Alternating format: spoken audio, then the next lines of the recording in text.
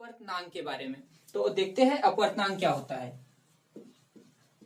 अपवर्तनांक जैसा कि हमने अपवर्तन के दो नियम पढ़े थे, उसका दूसरा नियम हमने पढ़ा था कि आपतन कोण की ज्या तथा अपवर्तन कोण की ज्या का अनुपात एक नियतांक होता है जिसे हम अपवर्तनांक कहते हैं और इसे अक्षर म्यू से प्रदर्शित करते हैं। तो अपवर्तनांक को हम अक्षर म्यू से प्रदर्शित करते हैं, इसे स्नेल का नियम भी कहते हैं। और इस नियमानुसार क्या होता है कि आपतन कोण की ज्या तथा अपवर्तन कोण की ज्या का अनुपात एक नियतांक होता है जिसे हम अपवर्तनांक कहते हैं और इसे अक्षर म्यू से प्रदर्शित करते हैं। तो इसका होगा sine i upon sine r. इसको समझने के लिए देख लेते हैं। यहां पर एक माध्यम हो गया, ये पहला माध्यम है और ये दूसरा माध्यम है, माध्यम फर्स्ट और माध्यम सेकंड। तो ये एक कोई प्रकाश किरण आपतित हो रही है, यहां पर एक हम अभिलंब बना लेते हैं, अभिलंब बना लिए।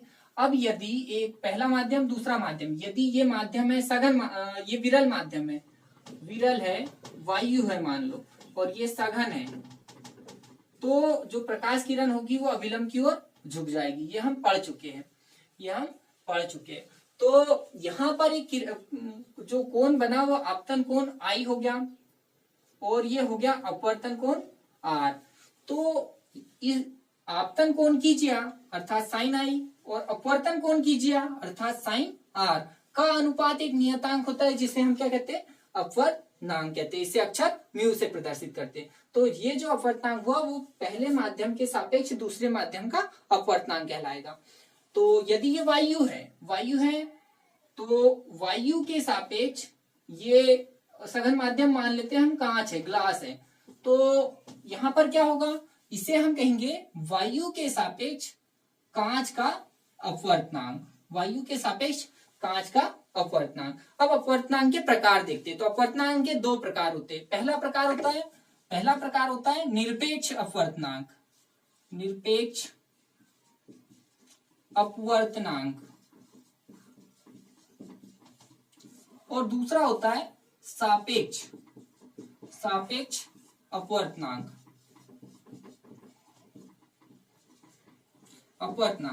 तो इनकी परिभाषा देखते हैं। ये क्या होता है, निरपेक्ष अपवर्तनांक, जब कोई प्रकाश किरण निर्वात से या वायु से किसी माध्यम में प्रवेश करती है तो उस माध्यम के अपवर्तनांक को निरपेक्ष अपवर्तनांक कहते हैं, निरपेक्ष अपवर्तनांक कहते हैं। इसे अक्षर म्यू से प्रदर्शित करेंगे और म्यू बराबर होगा sine i upon sine r, sine i upon sine r. और यहां पर जो इसे अक्षर म्यू से प्रदर्शित करेंगे या ए म्यू जो माध्यम होगा वो रहेगा, ठीक है। यह पहले माध्यम के सापेक्ष दूसरे माध्यम का अपवर्तनांक, और पहला माध्यम या वायु होगा और दूसरा माध्यम कांच या जल होगा, ठीक है।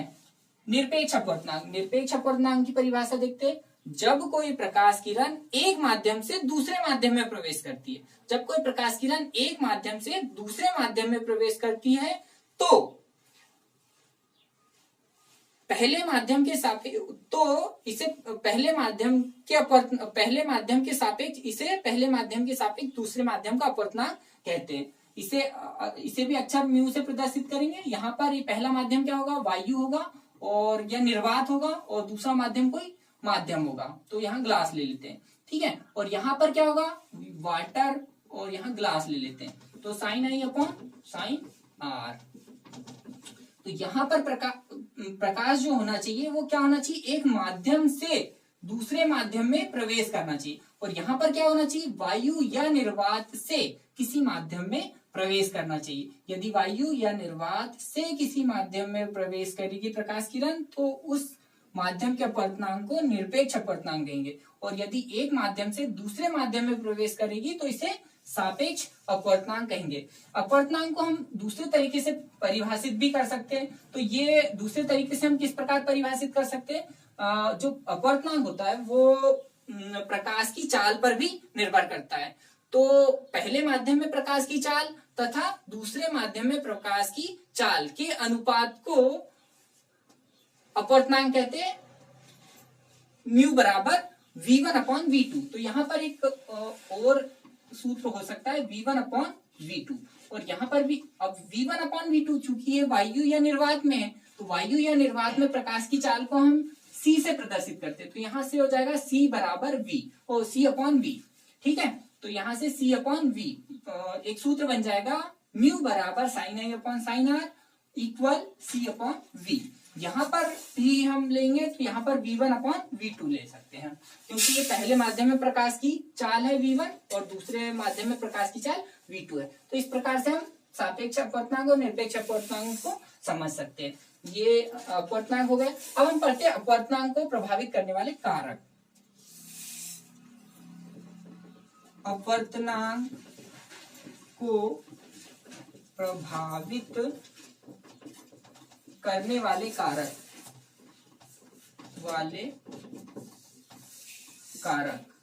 तो अपवर्तनांक को कितने कारक प्रभावित करते हैं वो देखते हैं हम। अपवर्तनांक को सामान्यतः 4 कारक प्रभावित करते हैं, क्योंकि अपवर्तनांक होता है एक माध्यम पर निर्भर करता है और दूसरा प्रकाश पर। अब माध्यम में यदि माध्यम के किसी भी गुण में परिवर्तन होगा तो अपवर्तनांक में भी परिवर्तन होगा। ठीक है, तो माध्यम में किस प्रकार से और कितने कितने परिवर्तन हो सकते हैं वो सभी अपवर्तनांक को प्रभावित करेंगे। तो माध्यम की पहला जो प्रभावित करने वाला पहला जो कारक है वह है माध्यम की प्रकृति। माध्यम की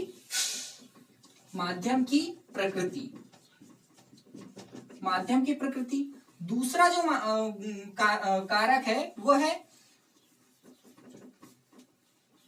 माध्यम का घनत्व। और तीसरा जो कारक है वो है माध्यम का ताप। अब ये इनको अपन डिटेल से पढ़ेंगे। चौथा कारक जो है, अब माध्यम में ये 3 कारक हो गए। एक होता है प्रकाश का, तो प्रकाश की तरंगदैर्घ्य पर या प्रकाश के रंग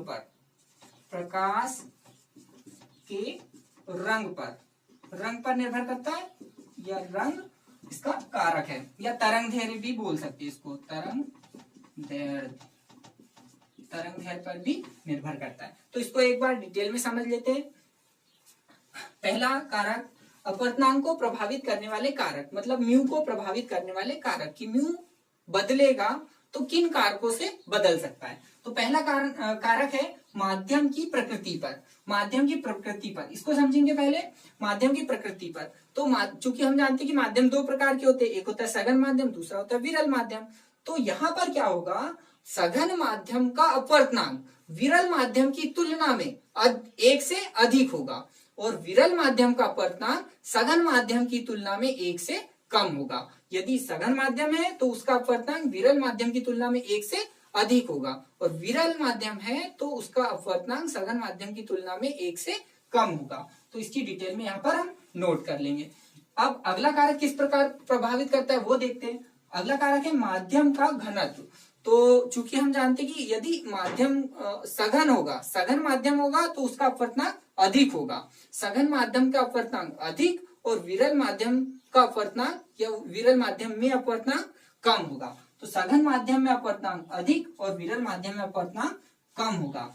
जैसे वायु में या वायु का अपवर्तनांक कम और जल का अपवर्तनांक अधिक होगा वायु की तुलना में।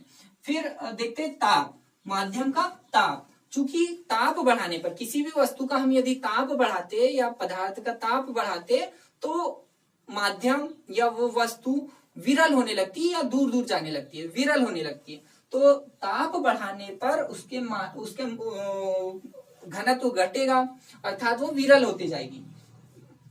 माध्यम का ताप बढ़ाने पर वो उसका वस्तु का घनत्व घटेगा, और वस्तु का घनत्व घटने के कारण उसका अपवर्तनांक भी कम हो जाएगा। तो अपवर्तनांक इसको बढ़ाने पर क्या होगा, इसको बढ़ाने पर अपवर्तनांक कम हो जाएगा। ताप बढ़ाने पर माध्यम का अपवर्तनांक कम हो जाएगा। ठीक है, और ताप कम करने पर माध्यम का अपवर्तनांक बढ़ जाएगा। ठीक है, तो इसको याद करना है। अगला प्रकाश के रंग पर। तो प्रकाश के रंग के लिए एक सूत्र होता है हमारे पास, म्यू बराबर a plus b upon lambda square plus c upon lambda की पावर 4। तो इस प्रकार से जो तरंगदैर्घ्य होती है वो अपवर्तनांक पर निर्भर करती है। तो यहाँ पर हमको देखने पे पता चल रहा है कि जो लैम्डा है वो म्यू के व्युत्क्रमानुपाती है, अपॉन में है तो व्युत्क्रमानुपाती है। इसका मतलब हुआ यदि लैम्डा को हम बढ़ा दे तो अपवर्तनांक घट जाएगा। व्युत्क्रमानुपाती मतलब होता है एक मान बढ़ाने पर दूसरे मान में कमी आ जाती है। तो यदि हम तरंगदैर्घ्य बढ़ा दे तो अपवर्तनांक में क्या आ जाएगी, कमी आ जाएगी, और तरंगदैर्घ्य कम कर दे तो अपवर्तनांक क्या हो जाएगा, बढ़ जाएगा। तो इसको इस प्रकार से समझ सकते हैं कि चूंकि हमें पता है कि लाल रंग होती है उसकी तरंगदैर्घ्य कैसी होती है, अधिकतम होती है।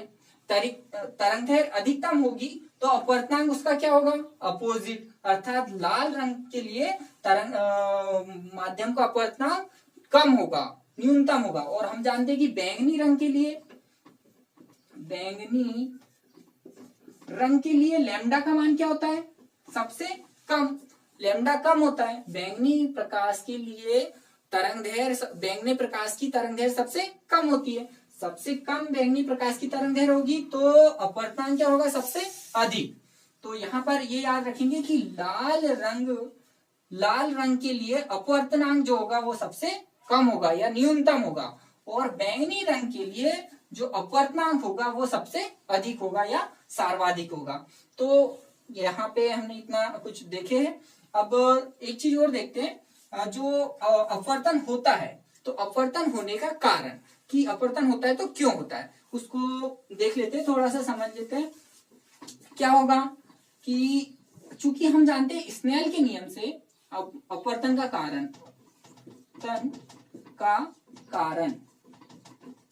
कि अपवर्तन होता है तो क्यों होता है। तो अपवर्तन क्यों होता है, चूंकि हम जानते हैं कि म्यू बराबर sine i upon sine r होता है, sine i upon sine r होता है, ठीक है। ये 1μ2 है, ठीक है। तो चूंकि हमने एक और परिभाषा यहाँ बताई थी कि जो अपवर्तनांक होता है वो प्रकाश के उन माध्यमों में वेगों पर भी निर्भर करता है और उनके वेगों के अनुपात के बराबर भी होता है। अर्थात 1μ2 बराबर होगा v1 अपॉन v2। तो यहां से हमको देखने पे पता चल रहा है समीकरण 1 और समीकरण 2 से कि ये 1μ2 है, ये भी 1μ2 है, तो ये भी आपस में कैसे होंगे, बराबर होंगे। तो v1 upon v2 equal sine i, या sine i upon sine r पहले लिख देते हैं, sine i upon sine r equal v1 upon v2। तो यहाँ पर अब दो कंडीशन हो सकती है, कि यहाँ पर कंडीशन फर्स्ट हो सकती है कि v1 का मान क्या हो, अधिक हो v2 से। अब जब v1 अधिक होगा तो साइन आई भी अधिक होगा। तब जब ये हो तब क्या होगा, तब साइन आई अधिक होगा साइन आर से। अब ये कंडीशन होगी तो आई बड़ा होगा आर से। जब आई आर से बड़ा होगा अर्थात आर छोटा हो गया, मतलब ये वाला कोण, अपवर्तन कोण छोटा हो गया। इसका मतलब प्रकाश किरण अभिलंब की ओर झुक जाएगी। तो कंडीशन क्या हुई कि यदि पहले माध्यम में प्रकाश की चाल अधिक है तो दूसरे माध्यम में, पहले माध्यम प्रकाश की चाल अधिक और दूसरे माध्यम प्रकाश की चाल कम है, तो प्रकाश किरण अभिलंब की ओर झुक जाएगी, तो ये अभिलंब की ओर झुक गई, यहां से पता चला, ठीक है। इक्वेशन सेकंड, स्थिति सेकंड क्या होगा कि अब कंडीशन होगी जब क्या हो, v1 लेस देन हो v2 से। जब तो यहाँ पे क्या होगा, v1 जब लेस देन हो v2 से, v1 छोटा है तो यहाँ पे साइन आई भी छोटा हो जाएगा, साइन आई छोटा है साइन आर से। अब ये इस कंडीशन में आई लेस देन होगा आर, इसका मतलब आर बड़ा हो गया मतलब ये वाला कोण बड़ा हो जाएगा, अपवर्तन कोण कैसा हो जाएगा, बड़ा। अब अपवर्तन कोण बड़ा हो जाएगा, इसका मतलब क्या है कि जो अपवर्तित किरण है वो अभिलंब से दूर हट जाएगी, अर्थात प्रकाश के मार्ग में परिवर्तन हो जा रहा है, प्रकाश अपना मार्ग बदल ले रहा है। और प्रकाश के इस प्रकार अपने मार्ग को बदलने की घटना ही क्या कहलाती है? अपवर्तनांक कहलाती है। तो यहां से पता चल रहा है हमको कि प्रकाश का मार्ग बदल जा रहा है, प्रकाश अपना मार्ग बदल ले रहा है, और इसी घटना को हम प्रकाश का अपवर्तन कहते हैं। अर्थात यही कारण है कि भिन्न भिन्न माध्यमों में प्रकाश की चाल भिन्न भिन्न होने के कारण ही प्रकाश में अपवर्तन की घटना होती है। ठीक है, तो आज हमने जितनी भी चीजें देखे एक बार रिपीट करते हैं जल्दी जल्दी। हम कक्षा 12वीं की फिजिक्स में यूनिट नंबर 6 किरण प्रकाश की पढ़ रहे हैं, जिसके अंतर्गत हमने परावर्तन पढ़ा, और परावर्तन के बाद हम पढ़ रहे हैं अपवर्तन। तो अपवर्तन की परिभाषा हमने कहाँ से देखी थी? अपवर्तन के दूसरे नियम से। अपवर्तन का दूसरा नियम क्या होता है कि आपतन कोण की ज्या तथा अपवर्तन कोण की ज्या का अनुपात एक नियतांक होता है, जिसे अपवर्तनांक कहते हैं। इसे अक्षर म्यू से प्रदर्शित करते हैं, और इसी को स्नेल का नियम भी कहते हैं। तो स्नेल के नियम से म्यू बराबर sine i upon sine r. जो अपवर्तनांक होता है वो दो प्रकार का होता है, पहला निरपेक्ष अपवर्तनांक और दूसरा सापेक्ष अपवर्तनांक। तो निरपेक्ष अपवर्तनांक क्या होता है? जब कोई प्रकाश किरण वायु या निर्वात से किसी माध्यम में प्रवेश करती है तो माध्यम के अपवर्तनांक को निरपेक्ष अपवर्तनांक कहते हैं। यहाँ होगा म्यू बराबर sine i upon sine are बराबर होगा सी अपॉन वी। अगला देखेंगे सापेक्ष अपवर्तनांक। तो सापेक्ष अपवर्तनांक क्या होता है? जब कोई प्रकाश किरण एक माध्यम से दूसरे माध्यम में प्रवेश करती है, एक माध्यम से दूसरे माध्यम में प्रवेश करती है, तो पहले माध्यम के सापेक्ष दूसरे माध्यम के अपवर्तनांक को सापेक्ष अपवर्तनांक कहते हैं। अर्थात इस प्रकार से हम इसको लिख सकते हैं, समझ सकते हैं, डब्ल्यू म्यू जी बराबर sine i upon sine r equal V1 upon V2। तो ये सापेक्ष अपवर्तनांक और निरपेक्ष अपवर्तनांक हुआ। अब देख लेते हैं अपवर्तनांक को प्रभावित करने वाले कारक। तो अपवर्तनांक को क्या क्या प्रभावित कर सकता है? तो एक तो माध्यम होता है और दूसरा प्रकाश होता है। तो चार कारक है इसके जो अपवर्तनांक को प्रभावित करते हैं। पहले तीन कारक माध्यम के कारण होते हैं, और चौथा कारक प्रकाश के कारण होता है, प्रकाश की प्रकृति के कारण होता है। तो पहला कारक क्या है? माध्यम की प्रकृति। माध्यम की प्रकृति। दूसरा कारक है माध्यम का घनत्व। तीसरा कारक है माध्यम का ताप। चौथा कारक है प्रकाश का रंग। अब इसकी डिटेल देख लेते हैं जल्दी से कि माध्यम की प्रकृति पर किस प्रकार निर्भर करता है। तो माध्यम की प्रकृति पर यदि माध्यम सघन है तो उसका अपवर्तनांक जो होगा वो विरल माध्यम की तुलना में 1 से अधिक होगा, और विरल माध्यम का अपवर्तनांक सघन माध्यम की तुलना में 1 से कम होगा। अगला देखते हैं माध्यम का घनत्व। तो ऐसा माध्यम जिसका प्रकाशिक घनत्व अधिक होता है उसका अपवर्तनांक भी अधिक होता है, और जिस माध्यम का अपवर्तनांक कम होता है, घनत्व कम होता है, तो उस माध्यम का अपवर्तनांक भी कम होता है। फिर माध्यम के ताप बढ़ाने पर माध्यम विरल होने लगता है, और माध्यम विरल होता है तो उसका अपवर्तनांक घटने लगता है। अर्थात ताप बढ़ाने पर माध्यम का अपवर्तनांक घटने लगता है। फिर अगला देखते हैं प्रकाश के रंग की प्रकृति पर। तो रंग की प्रकृति पर या तरंग दैर्ध्य पर। तो यहाँ हमारे पास एक सूत्र होता है म्यू बराबर